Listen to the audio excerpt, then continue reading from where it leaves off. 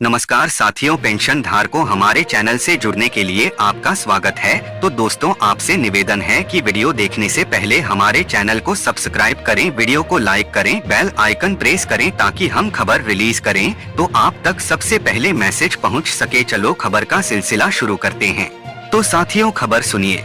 सामाजिक न्याय और अधिकारिता मंत्रालय एकीकृत वरिष्ठ नागरिक कार्यक्रम संबंधी केंद्रीय क्षेत्र की स्कीम IPSRC कार्यान्वित करता है, जिसके अंतर्गत राज्य सरकारों, संघ राज्य क्षेत्र प्रशासनों, पंजीकृत सोसाइटियों के माध्यम से पंचायती राज संस्थाओं, PRI, स्थानीय निकायों, गैर सरकारी स्वैच्छिक संगठनों जैसी कार्यान्वयन एजेंसियों IA को वरिष्ठ नागरिक गृहों, वृद्धाश्रमों, सतत देखभाल गृहों आदि के संचालन तथा रखरखाव के लिए अनुदान सहायता उपलब्ध कराई जाती है। ऐसे गृहों में रहने वाले निराश्रित वरिष्ठ नागरिकों के लिए आश्रय, पोषण, चिकित्सा देखभाल, वस्त्र, मनोरंजन संबंधी कार्यकलाप आदि जैसी सुविधाएं निःशुल्क प्रदान की जाती हैं। वित्तीय वर्ष 2024-25 के दौरान विभाग ने IPSRC के लागत मानकों में 10% तक वृद्धि की है, जिसके परिणामस्वरूप गृहों के भीतर बेहतर सुविधाएं प्रदान करने के लिए NGO हेतु अनुदान सहायता में वृद्धि हुई है। इसके अलावा स्कीम में योग थेरेपी के प्रावधान की शुरुआत की गई है। वर्ष 2024-25 के दौरान वरिष्ठ नागरिक गृहों के निवासियों को बेहतर सुविधाएं उपलब्ध कराने के लिए उनकी भली भांति निगरानी हेतु IPSRC के अंतर्गत परियोजनाओं के भौतिक निरीक्षण के लिए परियोजना निगरानी इकाई PMU का गठन किया गया था। वर्ष 2017 में आरंभ की गई राष्ट्रीय वयोश्री योजना RVY एक केंद्रीय क्षेत्र की स्कीम है। इस स्कीम का उद्देश्य कम दिखाई देना, श्रवण दोष, दांतों का झड़ना और चलने फिरने से संबंधित दिव्यांगताओं जैसी वृद्धावस्था जनित विनिर्योग्यताओं, अक्षमताओं से पीड़ित BPL श्रेणी के वरिष्ठ नागरिकों को सहायक और जीवन सहायक यंत्र प्रदान करना है। स्कीम को वित्तीय वर्ष 2020 से 21 से संशोधित किया गया है। संशोधित स्कीम के अंतर्गत लाभार्थियों के चयन के मानदंड में न केवल BPL श्रेणी के वरिष्ठ नागरिकों को बल्कि प्रतिमाह 15,000 रुपए से कम आय वाले वरिष्ठ नागरिकों तथा वृद्धावस्था जनित विनिर्योग्यताओं, अक्षमताओं से पीड़ित वरिष्ठ नागरिकों को भी शामिल किया गया है।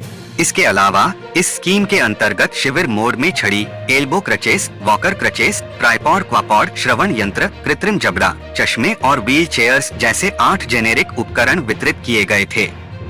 स्कीम के संशोधन के साथ कमोड सहित व्हील चेयर, कमोड के साथ कुर्सी, stool, silicone foam cushion, knee brace, spinal support, cervical collar, lumbosacral belt, LS brake के साथ वॉकर रोलेटर, सीट के साथ वॉकिंग स्टिक तथा flexi gel socks cushion, sandal, silicone insole, पूरा पैर टखना तथा प्रेशर प्वाइंट रिलीफ के साथ इंसोल सहित फुट केयर किट जैसे 10 विशेष उपकरण शामिल किए गए हैं, ताकि वरिष्ठ नागरिकों पर विशेष रूप से ध्यान दिया जा सके। सामाजिक न्याय और अधिकारिता मंत्रालय ने वृद्धजनों की शिकायतों के निवारण के लिए राष्ट्रीय वरिष्ठ नागरिक हेल्पलाइन की स्थापना की है। माननीय उपराष्ट्रपति द्वारा इस हेल्पलाइन का 1 अक्टूबर 2024 को अर्थात अंतर्राष्ट्रीय वृद्धजन दिवस के अवसर पर राष्ट्र को लोकार्पण किया गया है।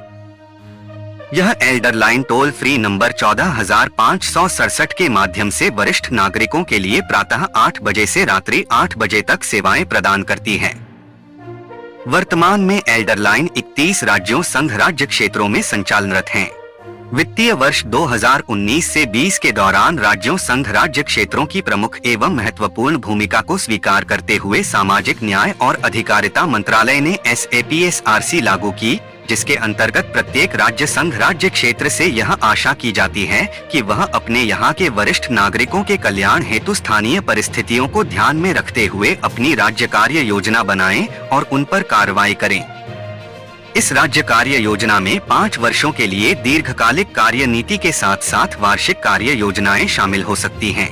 वरिष्ठ नागरिकों के समक्ष सामान्य रूप से आने वाली कठिनाइयों के लिए नवीनतम एवं नवोन्मेषी समाधानों का संवर्धन करने के लिए सामाजिक न्याय और अधिकारिता मंत्रालय ने वित्त वर्ष 2021 से 22 के दौरान वृद्धजनों के कल्याणार्थ उत्पादों, प्रक्रियाओं तथा सेवाओं का विकास करने के लिए नवोन्मेषी स्टार्टअप की पहचान तथा प्रोत्साहित करने हेतु सेज की शुरुआत की गई थी। चयनित स्टार्टअप नवविचारों के लिए प्रति परियोजना 1 करोड़ रुपए तक की इक्विटी सहायता प्रदान की जा सकती है। उसके लिए यह सुनिश्चित करना होगा कि केंद्र सरकार में कर्मचारियों द्वारा ओपीएस बहाली और एनपीएस को खत्म करने के लिए आंदोलन हो रहा है। सरकारी कर्मचारी जनवरी में भूख हड़ताल और उसके बाद अनिश्चितकालीन हड़ताल चक्का जाम की तैयारी कर रहे हैं।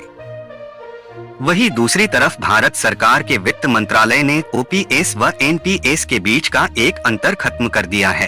अभी तक नियम के हिसाब से नेशनल पेंशन सिस्टम एनपीएस में इनवैलिड यानी विकलांगता पेंशन और फैमिली पेंशन के मामले में जो पीपीओ जारी होता था उसे एन सीरीज के तहत जारी किया जाता था। वहीं पे आपको बता दूं कि ओपीएस से जुड़ा कोई केस है तो उसमें इस तरह का कोई अक्षर जिससे उसकी श्रेणी का पता चले जारी नहीं होता था, लेकिन एनपीएस में पीपीओ नंबर जारी होता था तो उस पर एन लिखा जाता था। अब यह भेदभाव को खत्म कर दिया गया है, यानी विकलांगता पेंशन या फैमिली पेंशन की फाइल पर पीपीओ नंबर जारी करते वक्त कोई भेदभाव नहीं होगा। अब एन भारत सरकार के वित्त मंत्रालय के व्यय विभाग के तहत सीपीएओ द्वारा 18 दिसंबर को जारी एक सर्कुलर में यह बात कही गई है कि कर्मचारियों और पेंशनधारकों के लिए केंद्रीय सिविल सेवा पेंशन नियम 1972 को बदलकर अब केंद्रीय सिविल सेवा पेंशन नियम 2024 के तहत पेंशन फैमिली पेंशन दी जाती है। ओपीएस के तहत अगर कोई पीपीओ जारी होता है तो उसमें श्रेणी अंकित नहीं रहती है। एनपीएस और ओपीएस में फैमिली पेंशन व विकलांगता पेंशन पहले भी जारी होती थी। एनपीएस में जब कोई पीपीओ इश्यू होता है तो उसमें एन यानी एनपीएस श्रेणी लिखा रहता है। यह ओपीएस और एनपीएस के बीच एक भेदभाव था, बाकी सभी बातें एक समान थी, लेकिन एन ने पीपीओ नंबर को एनपीएस और ओपीएस में विभाजित कर दिया था। इस भेदभाव से लाभार्थी को यह एहसास होता है कि वह एनपीएस में है। अब वित्त मंत्रालय के कार्यालय ज्ञापन ने उस भेदभाव को मिटा दिया है। अगर अब कोई भी इनवैलिड फैमिली पेंशन का पीपीओ नंबर जारी होगा तो उसमें एन नहीं लिखा होगा, भले ही कोई केस बोर्ड आउट होने का है या फैमिली पेंशन का है। अब एनपीएस के तहत पीपीओ जारी होने के दौरान ओपीएस वाला ही नियम लागू होगा। एनपीएस के तहत पीपीओ जारी होने में साथियों अगली खुशखबरी साल पर केंद्रीय कर्मचारियों और पेंशनधारकों को बड़ी खुशखबरी मिलने जा रही है। कर्मचारियों को लंबे समय से इंतजार है कि उनका 18 महीने का डीए कब मिलेगा, तो ऐसे में अब आपका इंतजार खत्म होने वाला है, क्योंकि बकाया राशि केंद्र सरकार नए साल पर आपके खाते में डालने वाली है। आपकी जानकारी के लिए बता दूं कि केंद्र सरकार के कर्मचारी और पेंशन भोगियों का 1 मई 2024 से लेकर 30 जून 2024 तक का डीए रोका गया था। इस पीरियड में रोके गए 18 महीने के डीए के भुगतान को लेकर कर्मचारी लंबे समय से मांग केंद्र सरकार ने 1 मई 2024 से 30 जून 2024 तक का कुल 18 महीने तक का डीए और डीआर की किश्तें रोक रखी थीं, जिसका भुगतान अभी तक नहीं किया गया है। इसके भुगतान की मांग लंबे समय से की जा रही है। नेशनल काउंसिल स्टाफ साइट की बैठक में एनसीजेसीएम महासंघ के महासचिव श्री शिवगोपाल मिश्रा ने यह मुद्दा उठाया। उन्होंने यह भी मांग की कि सरकार सभी कर्मचारियों को उनके खाते में जल्द बकाया राशि का भुगतान करे, नहीं तो कर्मचारी और पेंशन भोगी आंदोलन करने के लिए बाध्य हो जाएंगे। नेशनल काउंसिल स्टाफ साइट का प्रतिनिधित्व करते हुए श्री शिवगोपाल मिश्रा ने कैबिनेट सेक्रेटरी से अनुरोध किया है कि 18 महीने के बकाया डीए अरियर का भुगतान अभी तक नहीं किया गया है, उसे जल्द से जल्द सभी कर्मचारियों और पेंशन धारकों के खाते में भेजा जाए। इस पर कैबिनेट सेक्रेटरी ने आश्वासन दिया कि जल्द ही नए साल पर बकाया डीए अरियर कर्मचारियों और पेंशनधारकों के खाते में डाला जाएगा। आपकी जानकारी के लिए बता दें कि केंद्र सरकार ने कोरोना के दौरान कर्मचारियों का डीए भुगतान रोककर 35,000 करोड़ रुपए बचाए थे। तो साथियों आज के लिए इतना ही और मिलेंगे नए अपडेट के साथ। पेंशन धारकों धन्यवाद।